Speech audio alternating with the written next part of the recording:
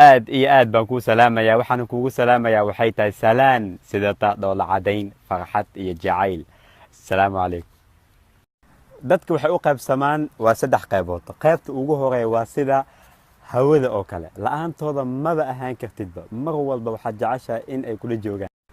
qaybta labaadna waa sida daawada oo kale, waxaad u baahan tahay waxay tahay mararka qaarkiis.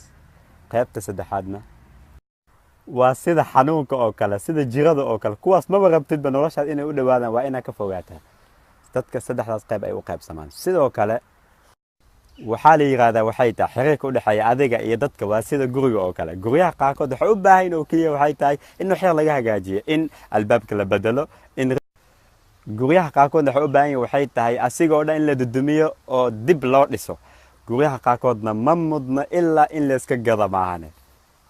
إنما المؤمنون إخوة فأصلحوا بين أخويكم واتقوا الله لعلكم